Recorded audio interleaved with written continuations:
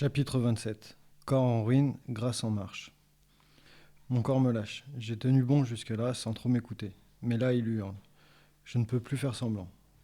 Mon hernie inguinale me brûle à chaque mouvement. Monter les escaliers, soulever un carton, m'agenouiller pour ramasser une chaussette oubliée par Apolline, tout devient une torture discrète.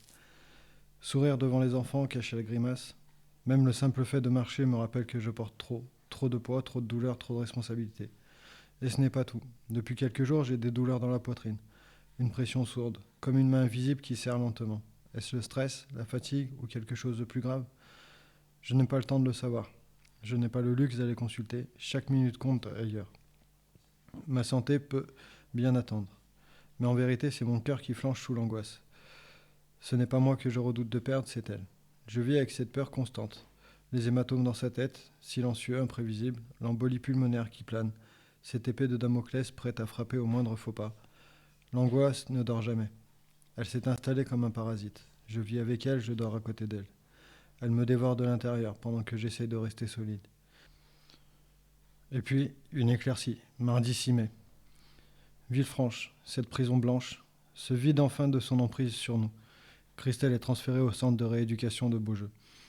Une vraie chambre, un personnel humain, une bouffée d'air après des semaines de suffocation. J'ai l'autorisation de monter la voir à 13h30. J'arrive, le cœur battant, les jambes tremblantes. J'ouvre la porte et je la vois. Elle sourit.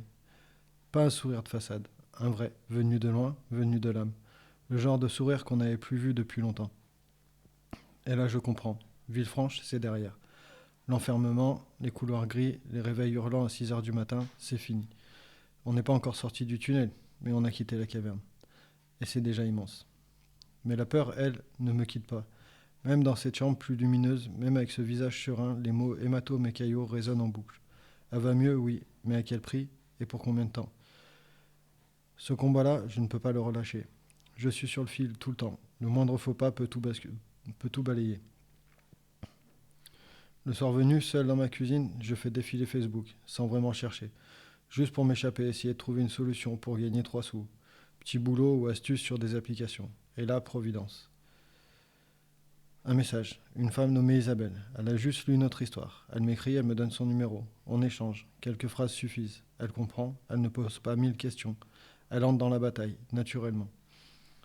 Isabelle fait partie d'un groupe de mamans catholiques. Très vite, elle les mobilise. Et là, la charité prend corps. Une charité concrète, incarnée. Ces femmes ne me connaissent pas, ne connaissent pas Christelle. Mais elles s'engagent. Messages, relais, aide, prières. Tout s'orchestre sans que je ne demande rien. Je suis dépassé, bouleversé, ému jusqu'à la moelle. Je vois la communion des saints en action. Le corps du Christ, vivant, qui se lève pour l'un de ses membres blessés. Et je me dis, on n'est pas seul. Même au bord du gouffre, il y a une main qui se tend. Parfois celle d'un inconnu, mais toujours celle de Dieu, déguisée en frère ou en sœur.